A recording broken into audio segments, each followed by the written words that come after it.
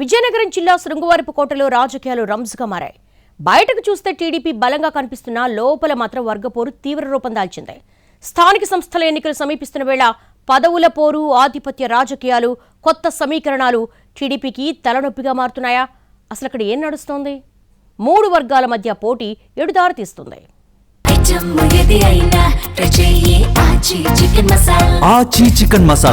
విజయనగరం జిల్లా శృంగవరపుకోటలో తెలుగుదేశం పార్టీ 3 వర్గాలుగా చీలిపోయినట్లుగా పార్టీ వర్గాలు చర్చించుకుంటున్నాయి. ఓవైపు ఎమ్మెల్యే కోళ్ల లలితకుమారి వర్గం, మరోవైపు గొంప కృష్ణ కేంద్రంగా రాజకీయాలు సాగుతున్నాయి.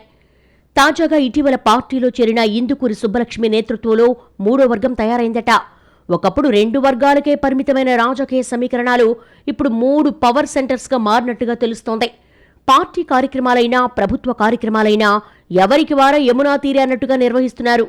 పార్టీ ఒకటే అయినా కార్యాచరణ మాత్రం వేరువేరుగా సాగుతోంది. ఇందుకూరు సుబ్బలక్ష్మి పార్టీలో చేరిన తర్వాత సమీకరణాలు మారిపోయాయి అన్న అభిప్రాయం బలపడుతోంది. ఆమె వెనక ఎమ్మెల్సీ రఘురాజు ఉన్నారు.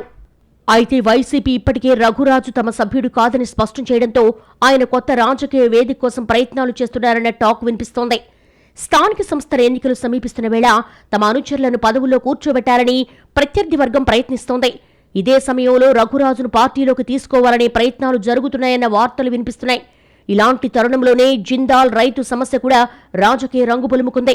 అసలైన రైతులు ఎవరు అన్న ప్రశ్నను లేవనెత్తుతూనే ప్రభుత్వం పరిహారం చెల్లించేందుకు సిద్ధంగా ఉందని ఓ వర్గం చెబుతోంది. రఘురాజు ఈ అంశాన్ని రాజకీయంగా వినియోగించుకునే ప్రయత్నం చేస్తున్నారన్న ఆరోపణలు వినిపిస్తున్నాయి. కావాలనే ప్రభుత్వాన్ని ఇరకాటంలో పెట్టి రాజకీయంగా లాభపడాలని వ్యూహం నడుస్తోందన్న చర్చ కూడా సాగుతోంది. రఘురాజు కొంతమందిని వెనక నుంచి ప్రేరేపిస్తూ రాజకీయాలు చేస్తున్నారన్న విమర్శలు వ్యక్తమవుతున్నాయి. ఎమ్మెల్యే కోళ్ల లలితకుమారి మాత్రం ఆచితూచి అడుగులేస్తున్నారని పార్టీ వర్గాలే చర్చించేసుకుంటున్నాయి. గొంప కృష్ణ, సుబ్బలక్ష్మి మధ్య గ్యాప్ పెరిగితే అది తన వర్గానికి లాభమనే లెక్కల్లో రఘురాజు ఉన్నారన్న అభిప్రాయం వ్యక్తమవుతోంది. ప్రత్యేకంగా శృంగవరపుకోట మండలంపై 3 వర్గాలు దృష్టి పెట్టినట్టుగా అనుచరులు చెప్పుకుంటున్నారు. ఈ మండలంలో ఆధిపత్యం సాధిస్తే స్థానిక సంస్థల ఎన్నికల్లో కీలక స్థానాలు దక్కే అవకాశం ఉంది. అందుకే ఎవరూ వెనక్కు తగ్గే పరిస్థితి కనిపించడం లేదు. పార్టీ బలంగా ఉన్నప్పటికీ అంతర్గత వర్గపోరు అదే స్థాయిలో కొనసాగితే దీని ప్రభావం ఎన్నికలపై పడే అవకాశం ఉంది అన్న ఆందోళన కూడా వ్యక్తమవుతోంది.